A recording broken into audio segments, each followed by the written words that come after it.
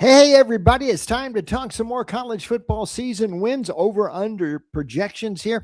I'm Bruce Marshall. We'll get to Florida State, go down to Tallahassee in just a second and see what we think about the Seminoles. First of all, though, a couple of quick housekeeping reminders. Like always, don't forget to click that subscribe button on your screen right there. Make sure you get all of our Wager Talk TV videos. Also, don't forget, we're coming up on football season here, and we have got a very special offer at Wager Talk on all of my picks through the end of December through the rest of 2026. We've been having, and this includes everything. Major League Baseball, we've had a very good summer in MLB. NFL preseason action actually getting underway. We've got some picks up there for you this week. College football coming up soon. Hey, not long until the NBA and college hoops begin. NHL as well in early October, and European soccer. They'll kick that off in late August. All of my picks, all of these games, all the way through December 31st. One low price, $799. That is almost a $700 savings from the monthly price.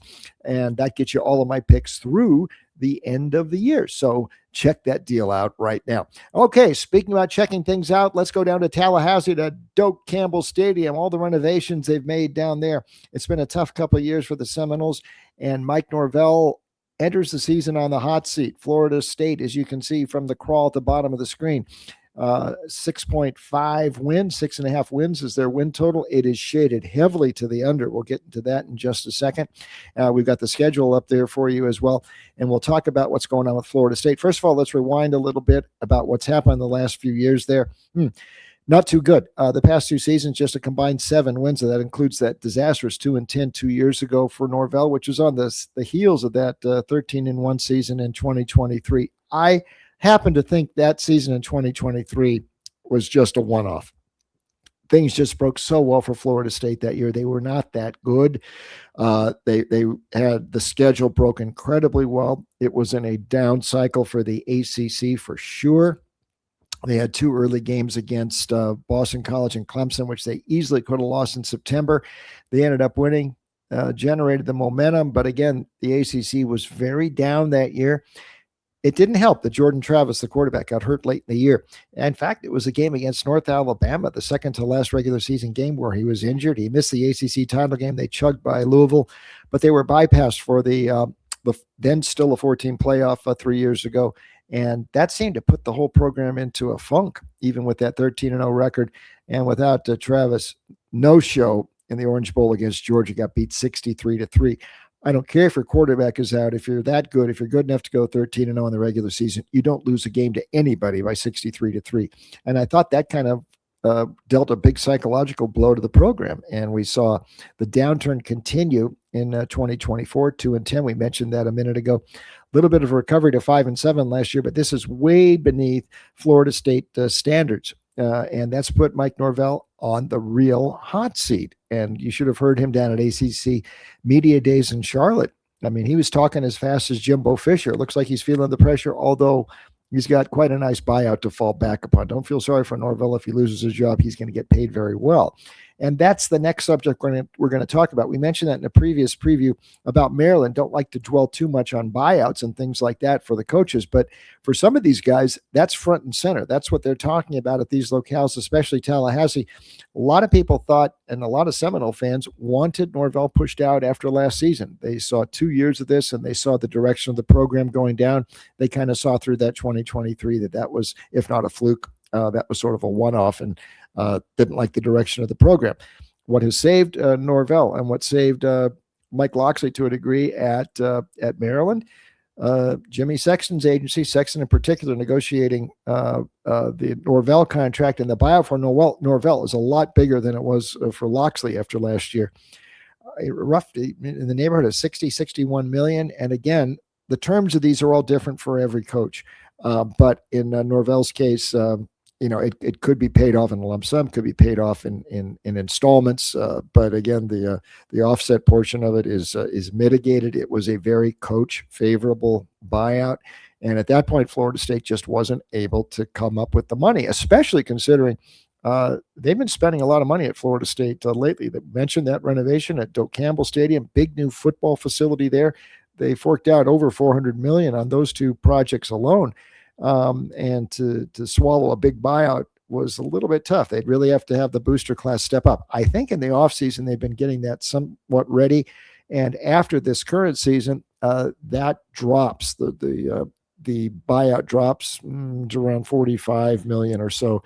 I mean, that's still a lot of change there, but it's at least a little bit more palatable than over 60 million as it would have been after last year. And how that works and how that equates as far as the season goes and when that actually kicks in, it remains to be seen. That might help keeping Norvell on the job at least until the end of the regular season, because a lot of people think, looking at Florida State's schedule, we'll get into that in a second, there's a chance that this thing could go off the rails well before we get to November. And the schedule pretty tough. And there's a scenario where you could see that Norvell could be in some trouble. One thing, and Norvell's has worked, I think, in his favor a little bit. You don't see this summer, at least as opposed to last summer, a lot of talk about Deion Sanders coming back to his alma mater. A year ago, that was a big subject, that Deion, all that success he had the first couple of years at Colorado, and maybe he would be looking to move. I never thought Deion was a candidate to move from Colorado. It's like a perfect spot for him. He can still be, you have his platform there with a little bit less pressure, but he has had some health issues, and the Buffs had a big downturn last year. So nobody's really talking much about Deion coming back. That doesn't lessen the pressure on Norvell. It just takes one extra talking point away, but he is still under the gun coming into this season. What do we got here for Florida State coming into the year? Again, into the portal, pretty heavy. Over 50 newcomers, transfers coming into the program. This is where Norvell has missed the mark the last couple of years, especially 2 years ago. Bring in DJ Ugalele at quarterback, came in from Oregon State. He'd been at Clemson before that, and he just did not produce.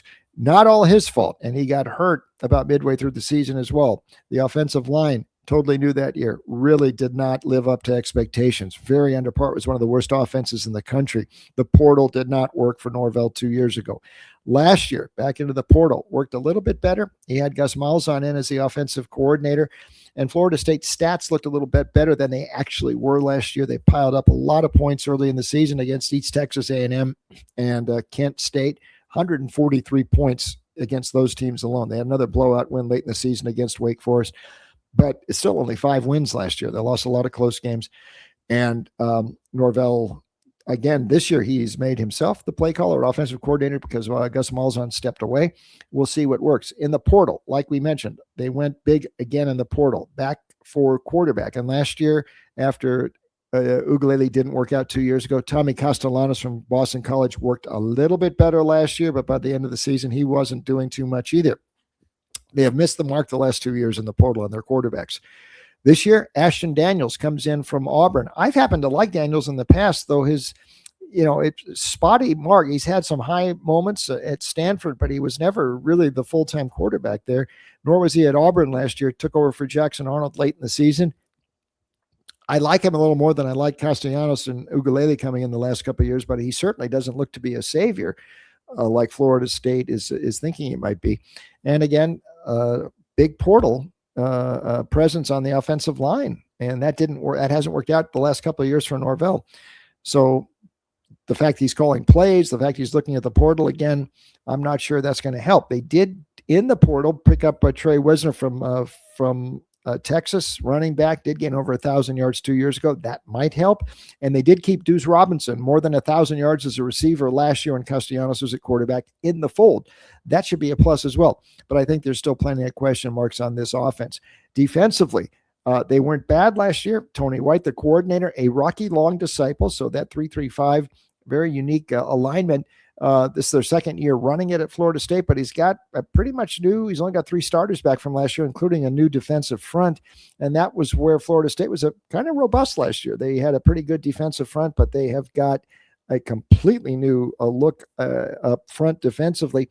And they're going to need Ryland Kennedy, the defensive end coming in from Texas A&M, to step into a featured role very, very quickly. They also like Chris Jones, linebacker from Southern Miss. He's going to have to step in very quickly, but it's a lot of portal ads are going to have to step up as Tony White breaks some new guys into his stop unit from last season. Added up, what do we think's going on with Florida State this year?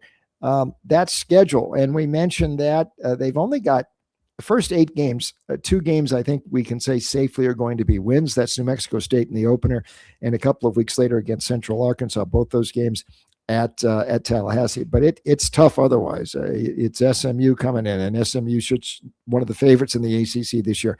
That revenge battle for Alabama on September 19th in Tuscaloosa. The Tide will be loaded for bear. You've got Virginia, you've got Louisville, you got Miami, and then you've got Clemson coming up on Halloween. If Norvell makes it to Halloween, he will probably make it through the rest of the season. Whether he sticks beyond that, I don't know, but that's going to be hanging over this team all season.